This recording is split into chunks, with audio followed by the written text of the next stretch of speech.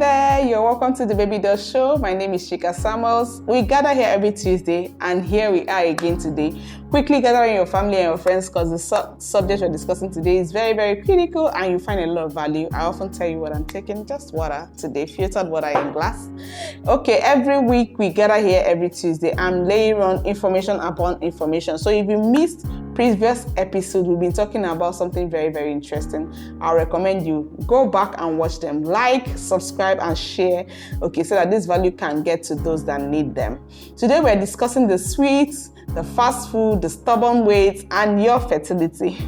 We all know that fast food is a fat track to fat, okay? These days, you can barely drive around any block without spotting those famous golden acts, yes? My name is Chika Samuels. If you have not met before, hashtag first timer, and I'll be in the comment section in a bit to meet with you. Here we're discussing everything fertility, lifestyle, and wellness. So we know that it's not so good for us, but we as a society love burgers, we love fries, we love the soda. But here are some amazingly, truly fast food facts that you must know. Each day, 2 in 4 urban adults visit a fast food restaurant or joint. Fast foods are highly processed, they are loaded with unhealthy fats and sugar, and they are low in essential nutrients that are necessary to support your body's own natural production of hormones that are involved in repair, in growth, in mood sustenance, in mental function, and in metabolism. Yes. So fast food also has been found to also promote inflammation, and that is where I get so concerned, and insulin resistance, because they are practically devoid of fiber. If you haven't done so already, I recommend that you check out, 2 very interesting resources in the dangers of fast food. I already also took time in previous weeks to also discuss about some other very important fertility culprits that you need to give attention to. So really go back and watch our previous videos because you get a lot of information. So there are 2 interesting resources on dangers of fast food that I would like to share with you. I'm not advertising for them. I'm just mentioning them because I found them very valuable. The book Fast Food Nation is subtitled The Dark Side of the All-American Meal. Is by Eric Scosser. So, and also the documentary Super Size Me by Morgan Suplock. So you'll find it's very, very, very valuable. I recommend that. It tells you all the story. You need to read those. We have already sweet enough, okay? Our seemingly insatiable desire for sugar, for sweeteners, can also take some of the blame for making us fatter. We consume roughly 100 pounds of sweetener per person per year, yes. And the average today's busy urban adult averagely consumes about 14 to 15, teaspoons of sugar every day. Here are some safe natural sweetener options if you really want to quit sugar. You have your date paste, your date fruit. Making a paste out of it is a sweetener alternative. Your raisins, your honey, your applesauce, okay, homemade, your stevia, natural herb sweetener, okay, not the processed one. Also, natural spices and flavorings like your cinnamon, your vanilla, your raw vanilla. They come, are also alternatives because sweeteners come in many forms. They come as table sugar, they come as high fructose corn syrup. You hear me mention this a lot. Short form is HFCS, high fructose corn syrup. So if you see it on your labelings as HFCS, it's the same thing. Your fruit juice concentrates, your artificial sweeteners, and sugar alcohols like your xylitol, they are all in the same gang, yeah? Sometimes we know that we're eating them, but many times we don't. Sweeteners are used in obvious places like your cookies, your cakes, your jam, your coffee drinks, your juices, your soda. The list is endless, trust me. And they are hiding out in many other products that we use daily, like your store-bought salad dressing, your breads, your pasta, your sauces, your energy drinks, your energy bars, your sports drinks. Okay, I see some people in the gym and they have sports drinks. I'm like, make up your mind already. Are you about to go healthy? Or are you taking some steps forward and some steps backward? Okay. And what they call healthy breakfast cereals. I see a whole lot of breakfast cereals that are loaded with unhealthy fat and sugar, and many more. Table sugar, your maple syrup and your cough syrup, your corn syrups are all sources of carbohydrates, and you must tread carefully with them. They also contain calories many of us forget to include when measuring our daily carbohydrate intake, especially when you drink them. People, when you tell them they are calculating their carbohydrate, they don't mention it because they drink them and they don't count it. Naturally, our insulin surges after consuming these products I have mentioned. Okay, let's look at your HFCS, that's your high fructose corn syrup foods. These are common in your energy drink, your sports drink, your soda drink, and many other fat-free foods such as your salad dressing. They are particularly troublesome because they influence the hunger and the appetite controlling hormones that you have. Remember that these appetite controlling hormones like your ghrelin and your leptin, they tell us when you're hungry. They tell you when you're hungry by stimulating your MPY in the brain, and the leptin tells your brain when you're full. So what happens is that HFCS has been proven to lower your leptin secretion. So when you're eating these things, you actually don't get the message that you're full, so you just keep eating. And it also fails, the HFCS also fails to shut off the ghrelin production the way the food should. So as a result, the ghrelin stimulates more MPY in your brain, causing you to feel hungry even though you actually have food in your stomach.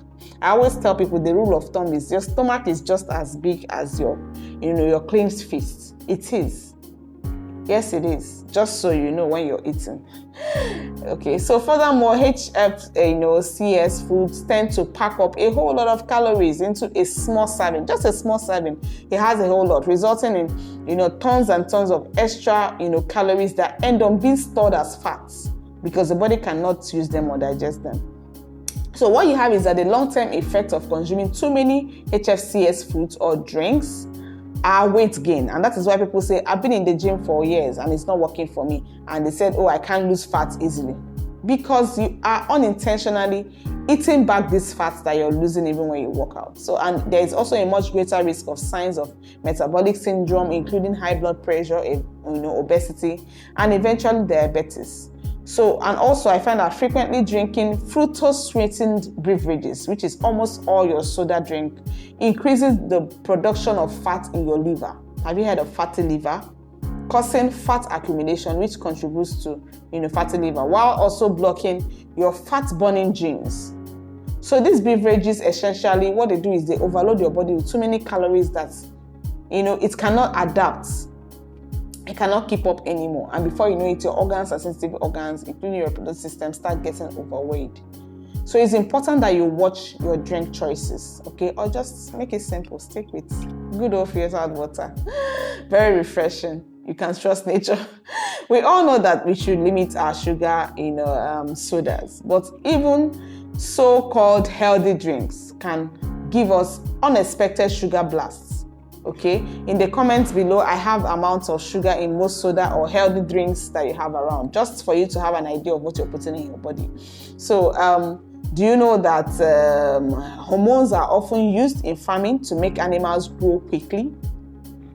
Talking about your seafood, your animal proteins, they are used to increase milk production, for example, in cattle. And these, they actually, I found 6 steroid hormones that are currently being approved by the US FDA for use in food production. And these are synthetic growth hormones. So you find them and they ship them through your porous borders and comes into your mouths as processed steak or foods and all that. Because these hormones are used to make the animals grow faster. Current federal regulations allow the use of these hormones on grain, cattle, sheep, but not on protein, like on dogs, turkeys, and chickens, or pigs. Much of the controversial surrounds beef, since hormones are given to, I read about 90% of beef cattle in the United States. I'm using the United States as a staple because most of the proteins you find in the shelves are mostly coming from the US and Canada. So the FDA also allows the use of these, proteins. They are recombinant hormone proteins, that are used to increase milk production in dairy cattle. So you need to give attention to these things. You can't ignore them, especially if you're getting your sources of protein not from your local farm or your local, markets. You're getting them from the shelves of where you have imported, products, because the substance is not approved for use in dairy, cattle I found in Canada and in Europe. However, due to concerns for, both animal welfare and human health, they are not approved in these places. But residues from the antibiotics that are used to treat these cows, end up in the milk that you're buying, the milk that you buy from your Tetra Packs and your cans, okay, that are imported. So I've already taken time in previous weeks to talk about importance of healthy bacterial balance in your gut, as well as, when you're doing your fertility plan. These antibiotic residues that you find from cow milk can definitely, disrupt the delicate balance you have in your GI tract, and it's something that you want to give attention to if you're trying for a child or you want to, live healthy. And I find that the children are actually more at risk from the effect of these growth hormones, because they are the ones that will load, over and over again with these dairy products, because they tend to drink a lot of more milk than, per serving than, an average adult. So you need to give attention, and start introducing, if you haven't, plant-based alternative milk products to your children, okay? Many health experts worry about the hormones in our food supply and could be at least, partially responsible for the growing trend that we see towards early puberty in today's adults. So it's something that you want to give attention to. We see that estrogen as a hormone has been linked, with breast cancer in women, and that is one thing that we see spiking up when you have someone that is struggling with fibroids. When we look at the blood works, we see that the estrogen level is high, and when we see that we can remove this dairy and food products that have processed protein in them in their diets, the estrogen level balances up. We see testosterone level with prostate cancer in men. Okay, we also have progesterone has been found to increase the growth of ovarian, diseases or infertility, breast cancer, or uterine tumors like fibroids. So instead of taking chances with your health, let's even talk about health, not just fertility. You can certainly opt for hormone-free organic meats, like the one in your slaughterhouses. They are hormone-free dairy products instead of, or just go seafood, instead of using your money to buy poison. In fact, in 1989, the European Union issued a ban on all meats from animals treated with steroids and growth hormones. And this ban is still in effect in some places today. So, however, if you have ever wondered why obesity rates skyrocketed just when these, they call them fat-free products, started hitting the supermarket and the shelf. The word fat-free is a very tricky word. It definitely makes for exciting packaging. But we now know that they are by no means golden ticket to weight loss or weight sustenance. Trust me, in most what they call fat-free foods, the fat calories are simply replaced with loads of sugar. They are. So while we thought we were watching our diet and cutting calories and all that, they are actually packing on pounds and sending your insulin through the roof with these fat-free, products. Besides getting an insulin surge from those fat-free products, you are also running the risk of eating, and eating until you're truly stuffed up, because you're not getting the signal that you're full. Remember, fats help you feel full and actually prevent overeating by stimulating the release of leptin, okay, and the hormones CCK that helps you know when you're full.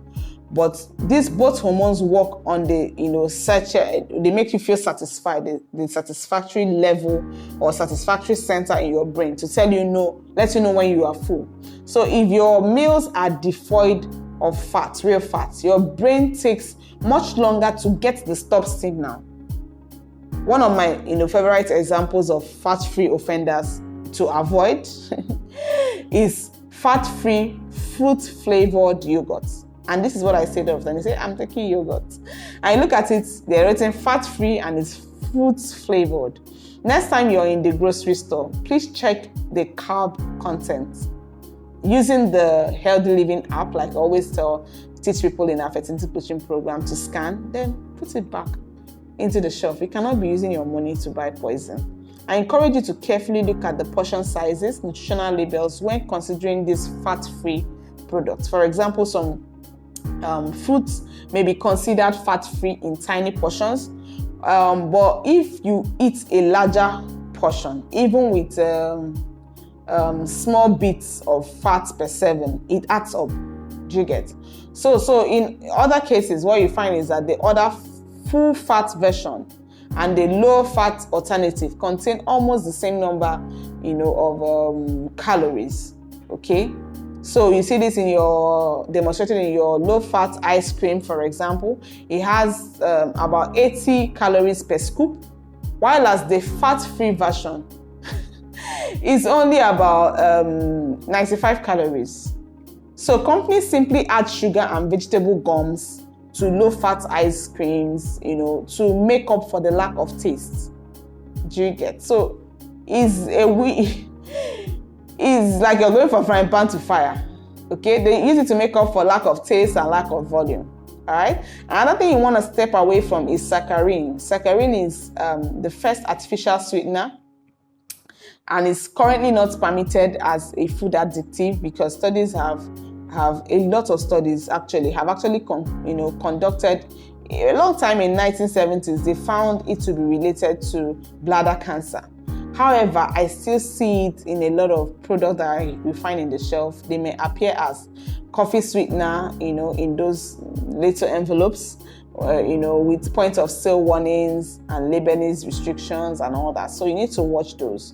Okay, I have also seen a dramatic increase in the consumption of, this artificially processed sweetener. It's something that you have to give attention to.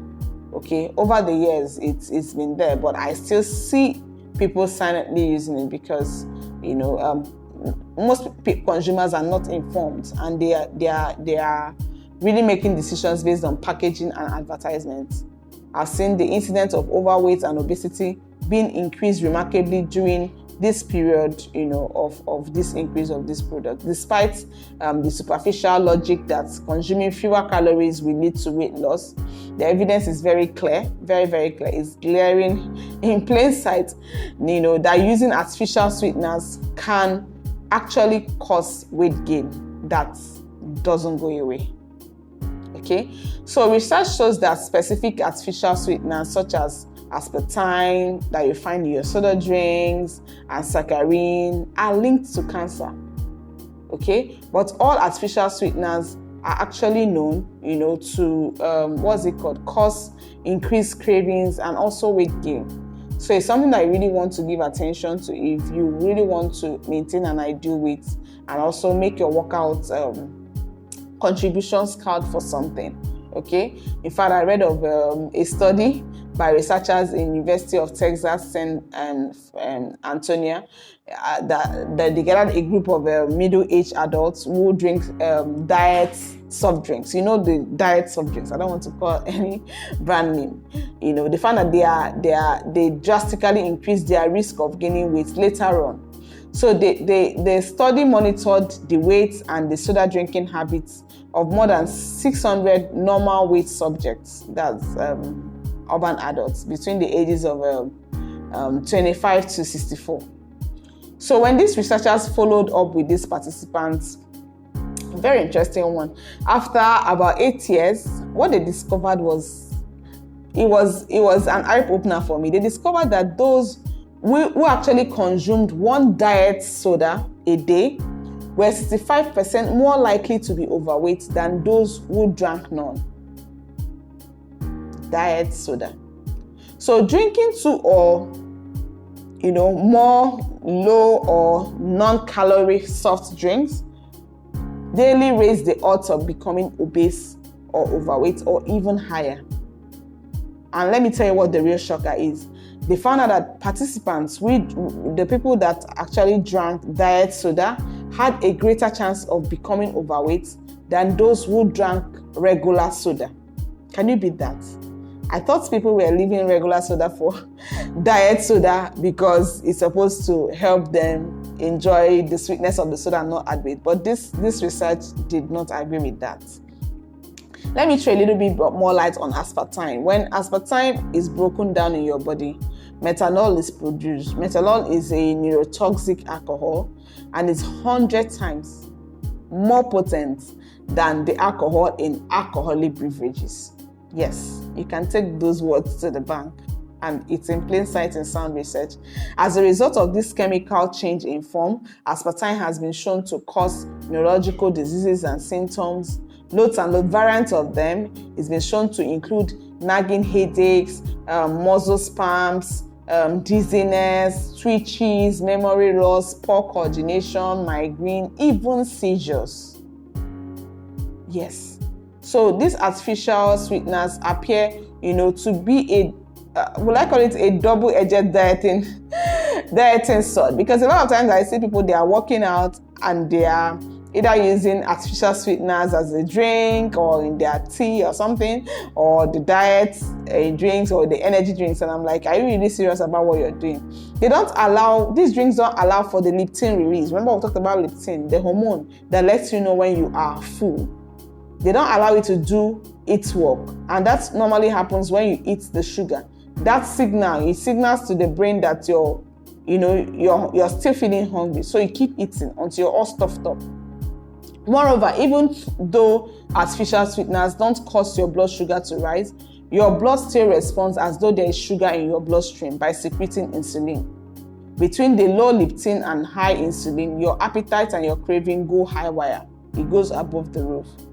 So knowing that high insulin is a stepping board or a stepping stone to type 2 diabetes and obesity, we cannot overlook the connection to the number of diabetic or pre-diabetic and overweight people, that use this type of products. And that is why we're discussing it, because most of our viewers are busy urban adults, okay? These artificial sweeteners may disrupt your natural ability to mentally even count, simple things like that, even count calories based on the sweetness, of the product, the sweetness in the food that we eat, okay? And this disruption may explain why more and more, of us seem to, lack the natural ability to actually regulate our appetites or food cravings or food intakes.